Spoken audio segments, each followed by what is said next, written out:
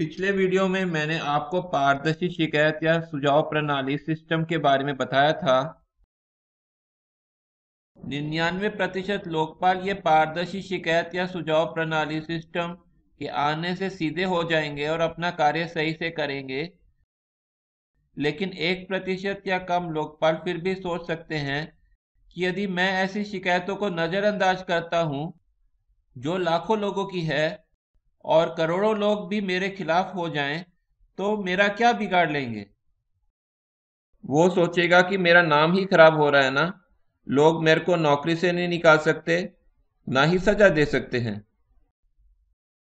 इसके लिए अगला तरीका या प्रक्रिया काम में आएगी, प्रजाधीन लोकपाल या राइट टू रिकॉल लोकपाल। इस चर्चा में आपको कुछ नहीं समझ आए तो वीडियो या ऑडियो रोककर फिर से सुने।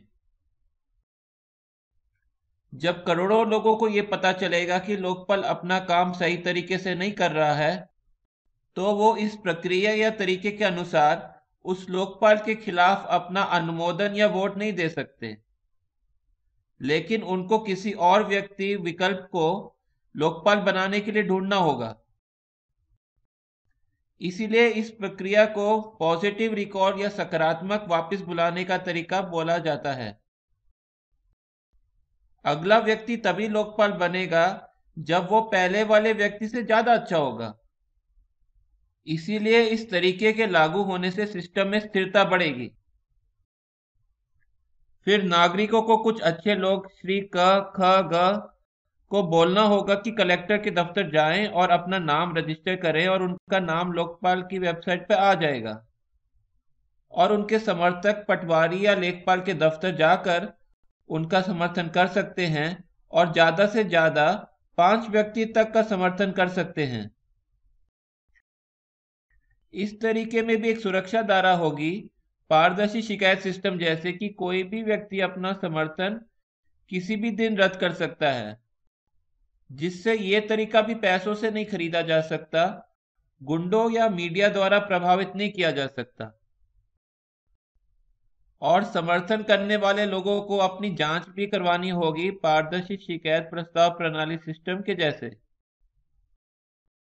अगला लोकपाल तभी आएगा जब किसी उम्मीदवार को पहले वाले उम्मीदवार से कम 1 करोड़ ज्यादा पसंद मिलेंगे।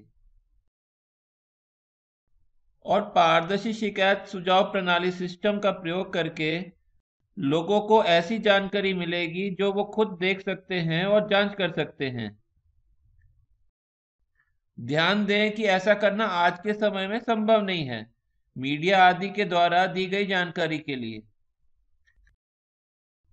यदि कोई व्यक्ति समाज को नुकसान करने वाला काम कर रहा है, तो लोग एफिडेविट में उसकी शिकायत लिखेंगे और दूसरे नागरिक उसका समर्थन करेंगे।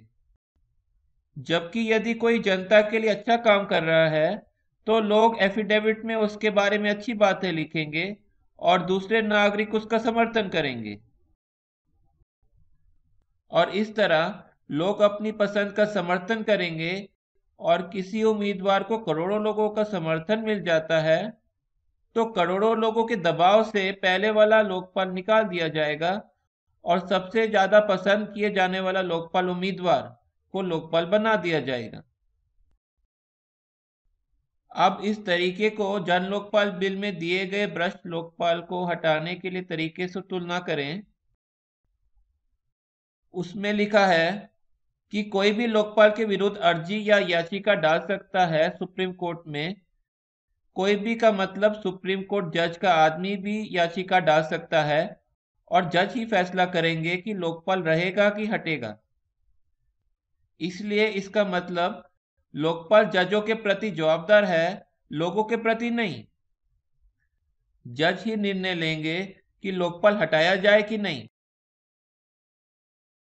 अभी इंडिया अगेंस्ट करप्शन के शांति भूषण ने कहा है एक बंद लिफाफे में सुप्रीम कोर्ट के एक एफिडेविट में कि पिछले 16 सुप्रीम कोर्ट प्रधान जजों में से 8 भ्रष्ट थे, और ये मामला अभी भी लटका हुआ है।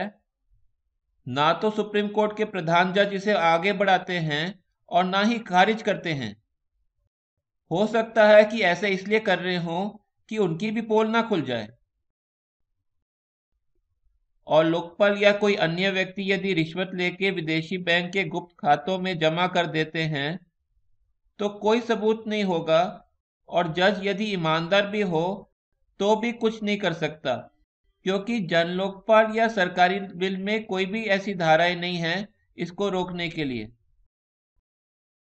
मैंने हजारों इंडिया अगेंस्ट करप्शन के कार्यकर्ताओं को इस बारे में पूछा है और वे जन लोकपाल बिल में कोई भी धाराएं नहीं बता सके जो लोकपाल को रिश्वत लेकर विदेशी गुप्त खातों में जमा करने से रोक सके।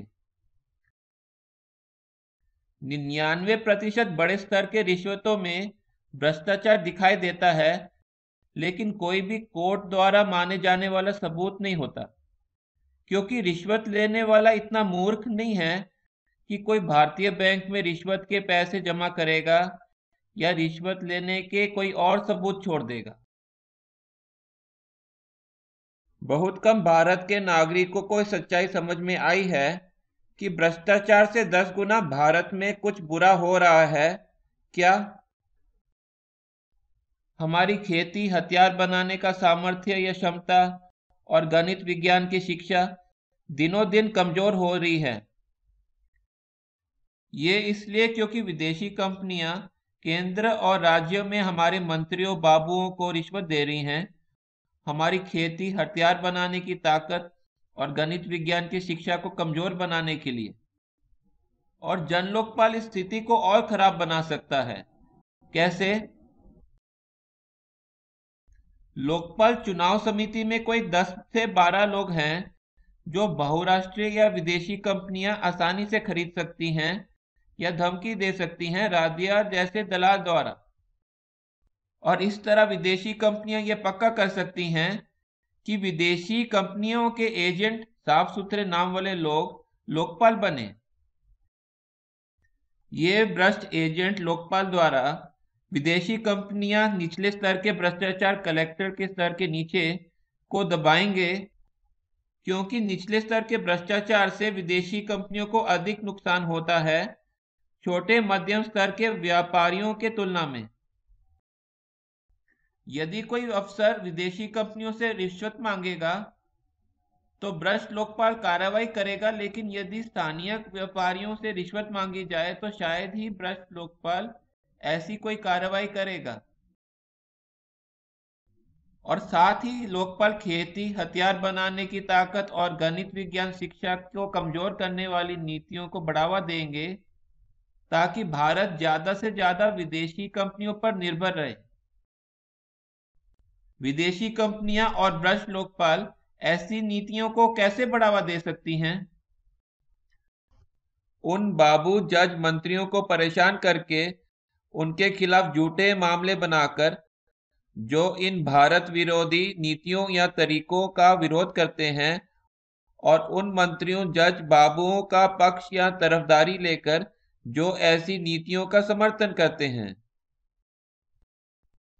और उत्तराखंड लोकायुक्त बिल 2011 में जो राज्यों के लिए लोकपाल है, लोकायुक्त को अपनी अवमानना के लिए सजा देने का अधिकार दिया गया है। तो फिर लोकायुक्त यदि विदेशी कंपनियों का एजेंट बन जाता है और कोई व्यक्ति इसके बारे में लिखता है या बोलता है तो उसको 6 महीनों के लिए जेल की सजा दी जा सकती है। अब हम लोकपाल ड्रामा के बारे में बात करते हैं। वर्ष 2010 में भारत ने भ्रष्टाचार के खिलाफ संयुक्त राष्ट्र कन्वेंशन UNCAC पर हस्ताक्षर किया था, लेकिन इसका निर्णय कुछ 2 साल पहले ही ले लिया गया था।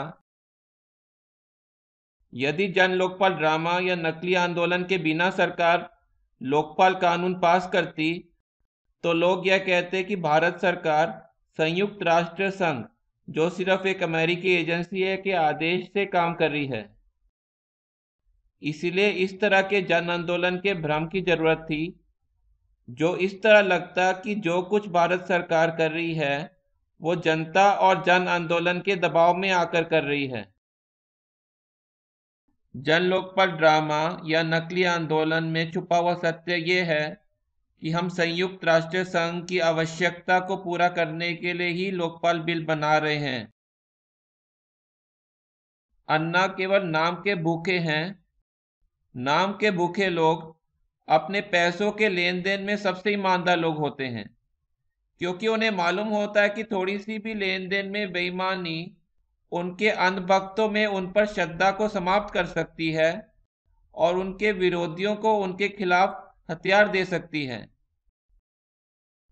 लेकिन नाम के भूखे लोग हमेशा उन लोगों का साथ स्वीकार कर लेते हैं जो मीडिया के मालिक होते हैं और जो कभी भी देश के आम नागरिकों के प्रति ईमानदार नहीं होते। नाम के भूखे नेता और नेता जैसे लोग देश को बहुत नुकसान पहुंचाते हैं। वे देश के लिए महत्वपूर्ण प्रस्तावों से कार्यकर्ताओं का ध्यान हटाते हैं, जैसे कि विदेशी कंपनी के मालिकों के वर्चस्व या शासन कम करना, बांग्लादेशियों को देश से बाहर निकालना, भारतीय सेना को कमजोर होने से कैसे रोकना, सुप्रीम कोर्ट, हाई कोर्ट और निचली अदालतों में भाई भतीजेवाद, भ्रष्टाचार कैसे रोकना आदि। ये सत्य कि अन्ना विदेशी कंपनियों के मालिकों और ईसाई धर्म प्रचारकों के पक्ष की बात कर रहे हैं और कोई भ्रष्टाचार कम करने के लिए प्रयास नहीं कर रहे हैं, इस बात से सिद्ध हो जाता है कि अन्ना खुलेआम राइट टू रिकॉल लोकपाल और राइट टू रिजेक्ट लोकपाल की धाराएं जन लोकपाल की ड्राफ्ट में डालने से मना कर रहे हैं। एक और अन्ना अपने को राइट टू रिजेक्ट का मसीहा बताते हैं और राइट टू रिकॉल का मसीहा बताते हैं, और दूसरी ओर वे अपने सभी समर्थकों को बोलते हैं कि राइट टू रिकॉल जन लोकपाल और राइट टू रिजेक्ट जन लोकपाल प्रस्ताव का विरोध करो। क्यों? मैं सभी अन्ना के भक्तों से विनती करता हूं कि इस विषय पर खुले मन से सोचें। अन्ना की विदेशी कंपनियों के मालिकों और ईसाई धर्म प्रचारकों के साथ ये समझौता था कि अन्ना उनके लिए विदेशी कंपनी पाल यानी लोकपाल यानी जन लोकपाल लाएगा और उसके बदले विदेशी कंपनी के मालिक और ईसाई धर्म प्रचारक अन्ना को पूरा पूरा नाम देंगे जो उनको चाहिए। नाम के भूखे अन्ना को वो नाम मिला जो उन्हें चाहिए था, और विदेशी कंपनियों के मालिकों और ईसाई धर्म प्रचारकों को वो विदेशी कंपनी पाल यानी ईसाई धर्म प्रचारक पाल मिल जाएगा जो उनको चाहिए। और अन्ना जी फेल नहीं हुए हैं, वे काफी हद तक सफल हुए हैं विदेशी कंपनी पाल या लोकपाल कानून को लगभग पास करवाने में। ये जरूर है कि वे ज्यादा ताकतवर विदेशी कंपनी पाल या लोकपाल कानून चाहते थे, लेकिन लोकपाल का ये रूप भी विदेशी कंपनियों और ईसाई धर्म प्रचारकों के लिए काफी अच्छा है भारतीय प्रशासन को काबू में करने के लिए। अन्ना ने उनके साथियों विदेशी कंपनियों और ईसाई धर्म प्रचारकों का बहुत अच्छी तरह से साथ दिया है। कुल मिलाकर ये लगता है कि भारत के आम नागरिकों को छोड़कर सभी की जीत होगी और भारत के आम नागरिकों की हार होगी। सरकारी लोकपाल में 9 शक्तिशाली सदस्य हैं जिनके पास किसी को भी सजा देने और कैद करने की ताकत है। मंत्रियों, पुलिसकर्मी, भारतीय प्रशासनिक सेवा कर्मी, आईएएस आदि। तो विदेशी कंपनियों के मालिक और ईसाई धर्म प्रचारकों को केवल 9 लोकपाल के साथ ही मिली भगत बनानी होगी और भारत के आम नागरिक हार जाएंगे अन्ना जी के कारण, क्योंकि आम नागरिक ये लोकपाल सदस्यों को बदल नहीं सकते। भारत ने भ्रष्टाचार के खिलाफ संयुक्त राष्ट्र कन्वेंशन UNCAC समझौते पर हस्ताक्षर किया। इसका लिंक विवरण में देखें। भ्रष्टाचार के खिलाफ संयुक्त राष्ट्र कन्वेंशन बहुराष्ट्रीय कंपनियों द्वारा लिखा गया था, एक ऐसा अल्प लोकतांत्रिक संस्था बनाने के लिए दुनिया के सभी देशों में, ताकि विदेशी कंपनियों को फिर कम व्यक्ति को रिश्वत देनी पड़े या काबू में करना पड़े। भ्रष्टाचार के खिलाफ संयुक्त राष्ट्र कन्वेंशन के अनुच्छेद 5 धारा 1 और अनुच्छेद 6 धारा 1 और 2 के अनुसार एक शक्तिशाली भ्रष्टाचार विरोधी स्वतंत्र संस्था बनाने की जरूरत थी। स्वतंत्र का मतलब है बिना चुनाव के, मतलब ऐसे लोग जिनका कोई जन आधार नहीं हो, और इसीलिए उन्हें शीर्ष के विदेशी कंपनियों द्वारा आसानी से मजबूर किया जा सकता है वे कार्य करने के लिए जो शीर्ष के विदेशी कंपनियां चाहती हैं। तो फिर कोई जन आंदोलन हो या ना हो, भारत सरकार लोकपाल के जैसे बिल को पास करने ही वाली है, भ्रष्टाचार के खिलाफ संयुक्त राष्ट्र कन्वेंशन की आवश्यकता को पूरी करने के लिए। लेकिन बिना कोई जन आंदोलन के भारत के लोगों को यह खराब लगता कि भारत सरकार उस संयुक्त राष्ट्र का कहा मान रही है जिसे ज्यादातर भारतीय नागरिक उचित रूप से भ्रष्ट विदेशी कंपनियों की कठपुतली की तरह देखते हैं। अभी हम बात करते हैं सबसे ज्यादा खतरा जिसका भारत के नागरिक सामना कर रहे हैं और जिसका कार्यकर्ता नेता नजरअंदाज कर रहे हैं। यदि मैं 5 सबसे बड़े और महत्वपूर्ण खतरों के बारे में पूछूं जिनका सामना आज भारत कर रहा है, तो कोई व्यक्ति आतंकवाद या नक्सलवाद अथवा गरीबी अथवा भ्रष्टाचार अथवा शिक्षा की गिरती हालत आदि को बताएगा।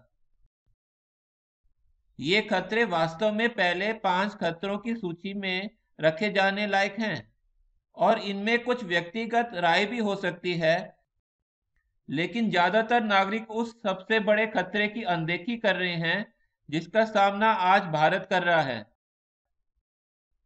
वह है भारत सेना का कमजोर होते जाना, और तब इसका परिणाम होगा भारत का इराकीकरण और पश्चिम देशों द्वारा भारत को फिर से गुलाम बनाया जाना।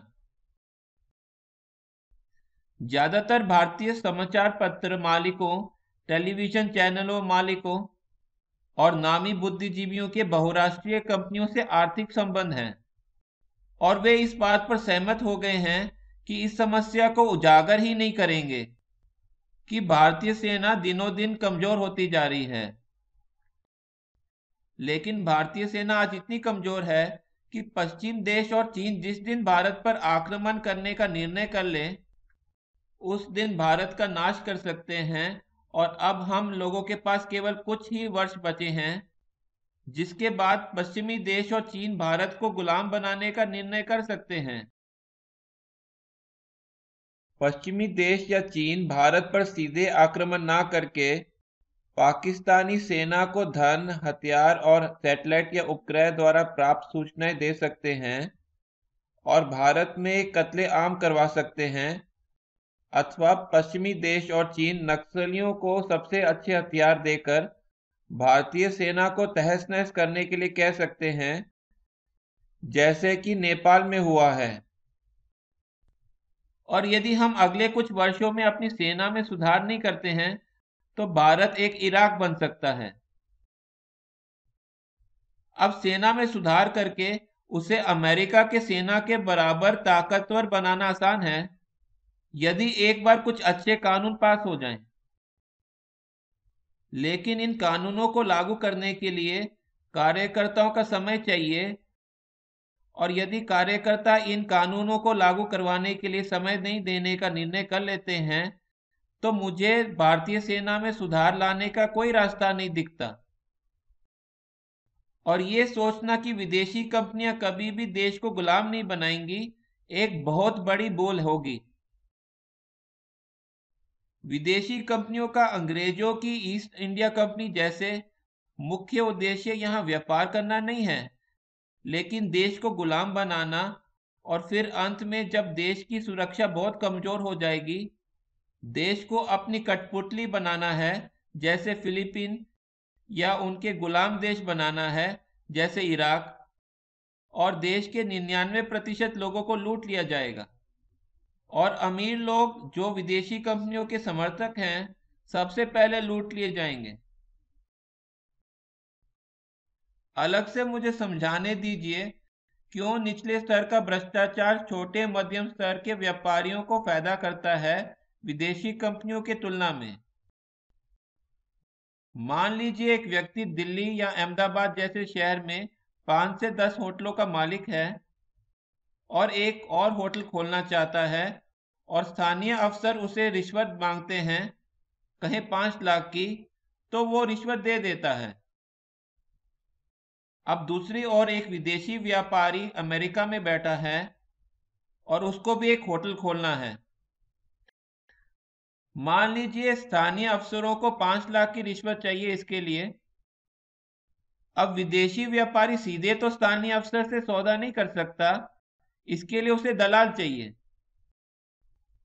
अब दलाल कहेंगे कि अफसर 50 लाख रिश्वत मांग रहे हैं, लेकिन विदेशी व्यापारी जो अमेरिका में बैठा है उसके पास कोई साधन नहीं है ये जानने के लिए, और इसलिए उसको 10 गुना रिश्वत देना पड़ता है उसके तुलना में जो स्थानीय व्यापारी को देना पड़ता है।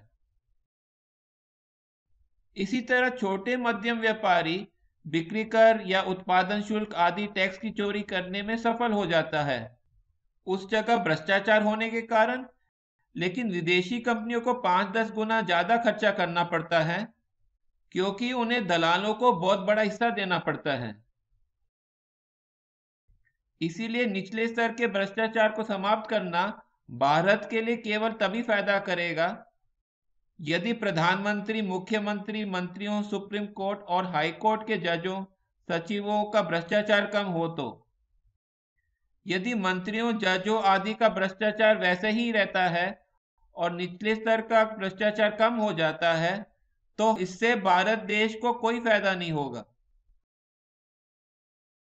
अब यदि राइट टू रिकॉल लोकपाल और पारदर्शी शिकायत प्रणाली की धाराएं लोकपाल बिल में नहीं हैं, तो लोकपाल विदेशी कंपनियों से या जो भी ज्यादा पैसा देगा से रिश्वत लेके विदेशी बैंक के गुप्त खातों में जमा कर देगा और विदेशी कंपनियों का एजेंट बनकर ईमानदार सरकारी अफसरों और छोटे मध्यम व्यापारियों को बर्बाद कर देगा, यानी कि स्वदेशी का नाश कर देगा और देश को विदेशी कंपनियों के हाथ बेच देगा।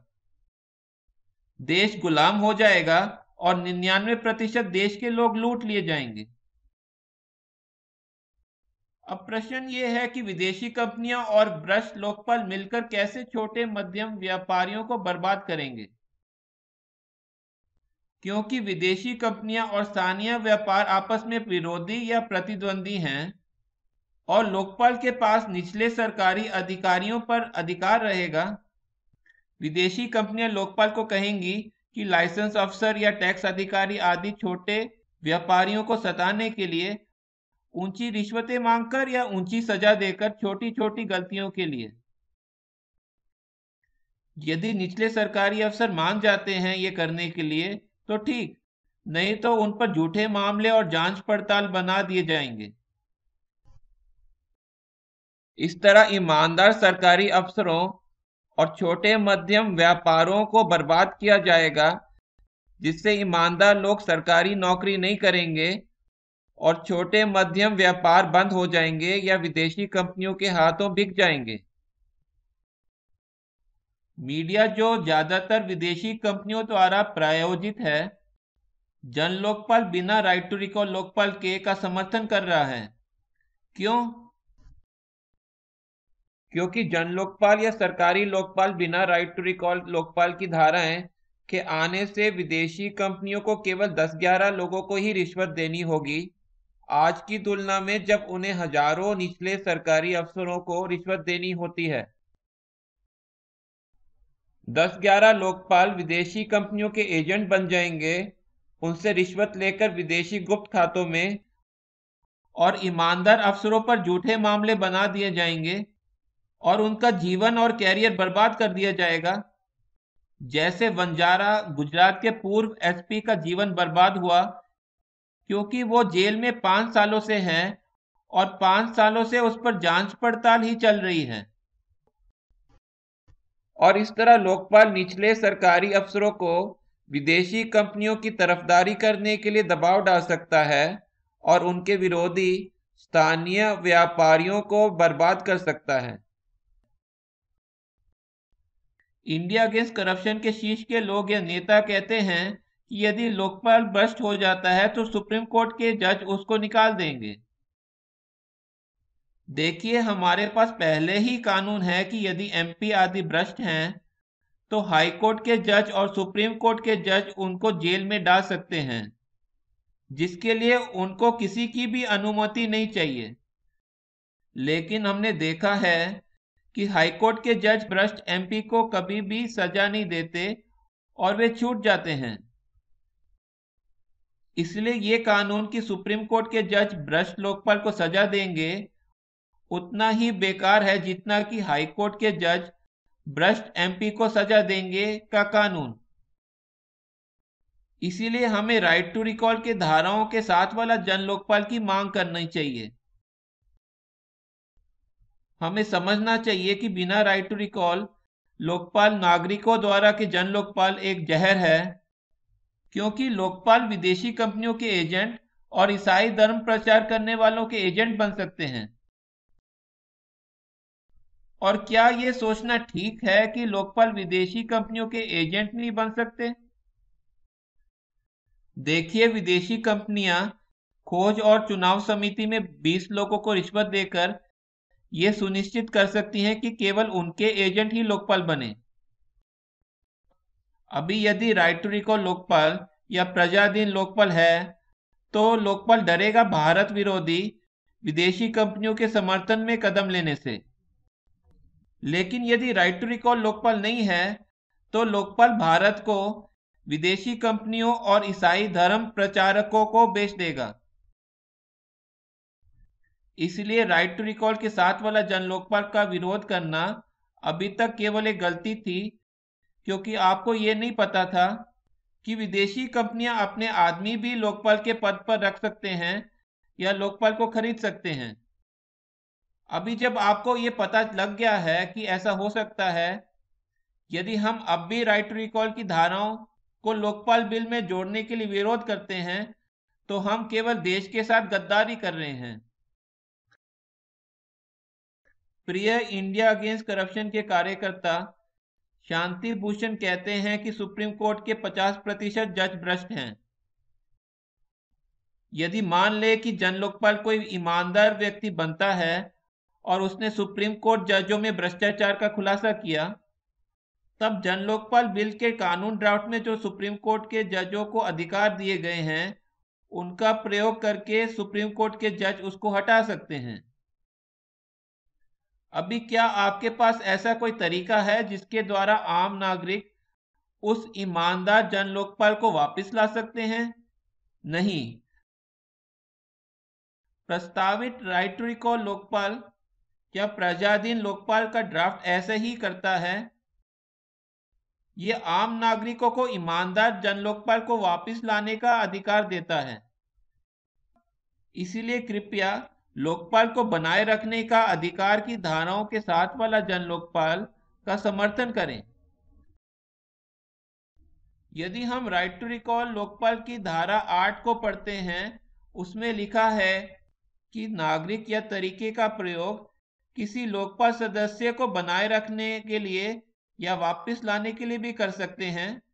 यदि कोई लोकपाल सदस्य को निकाल दिया गया था परंतु नागरिक उसे पद पर बनाए रखना चाहते हैं, इसीलिए यह धारा लोकपाल को बनाए रखने का अधिकार राइट टू रिटेन से भी जाना जाएगा। आगे की चर्चा हम अगले वीडियो पार्ट 3 में करेंगे।